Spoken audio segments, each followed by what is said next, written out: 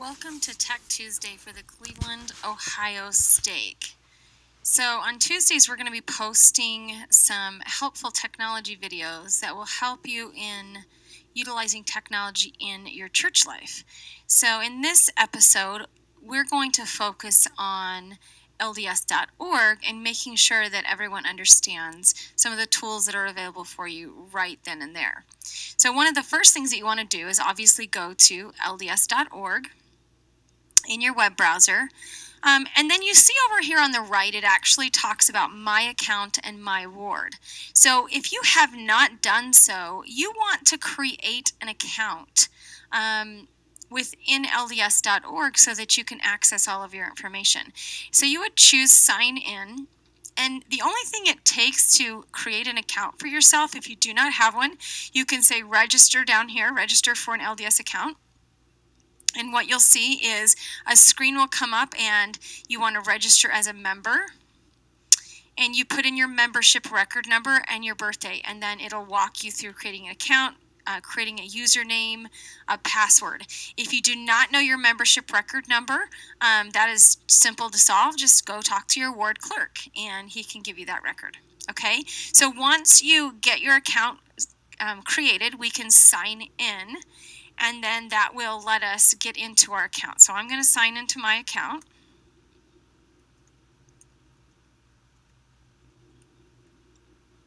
And I can choose sign in. So once you sign in, the screen's going to look very much the same, but I can see that it actually pulls up some of my personal information.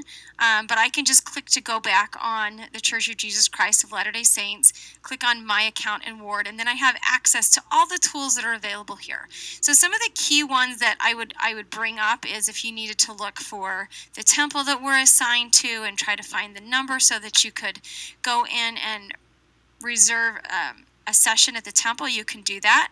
You actually can click on My Family Tree, and this is tied to FamilySearch.org, and one can log you into the other so that you actually can start doing some of your genealogy work and finding names to take to the temple. So you'll notice here it automatically logged me in. I've been in here before. If I had not, it might just ask me to log in and connect the two, but it's done with the same password. So I can get in and do some genealogy straight from that screen as well. I also can click on notes, and these notes are tied to your gospel library app that you may have on your mobile device. So any notes that you've taken or things that you've bookmarked or highlighted in your scriptures in your gospel library app will also show up here online for you to access. So that's really helpful. Another thing that a lot of people don't know is you actually can put in a request to have your patriarchal blessing be put electronically onto your account. So you would just say get started, and it's going to ask you a few questions of like who was your patriarch that gave you the blessing, if you know that, the approximate date, those kinds of things. So you can request it, and once you have it, you actually can view it at any time by logging into your account and have that electronically so it's with you wherever you are. So again, another really cool tool. The main things that we would be focused on is in the center of our screen. I do want to point out over here to the right, there are some other resources like locations and schedules of buildings, some of the mobile apps that the church uses, online store if you needed to order supplies, garments, scriptures, things like that. Meeting house locator, so if you were traveling and wanted to find a local ward house where you're traveling to, you can do all of that.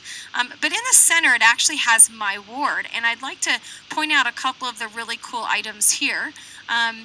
You can actually choose to go to your directory. And if you do not know this, it automatically will default to your ward. Mine happens to be Strongsville Ward, but it will actually default to your ward, and you can print the directory. So if you're one of those that wants a printed directory, you don't need to go to your ward clerk to do that. You actually can just pull up your ward directory, click print, and it'll send that. You can also then pull up and look at ward leaders, who's in my bishopric, those type of things. So you can actually pull that information up quickly.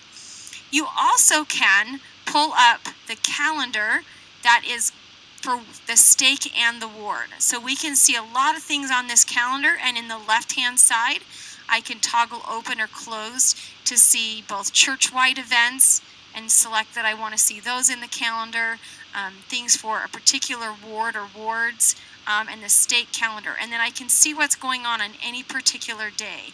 So if you missed a Sunday, if you weren't able to go and you didn't get the bulletin, you can always come to LDS.org and look that information up.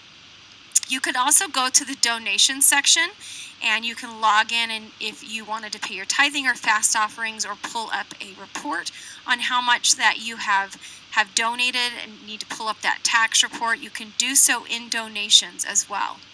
Another item that is not known is this ward map. So if you are new to a ward, or even if you've been in the ward and maybe you're given a list of those that you need to visit, you can actually pull up a ward map. I could also choose to change that to the entire stake, or change it to a different ward and look for someone.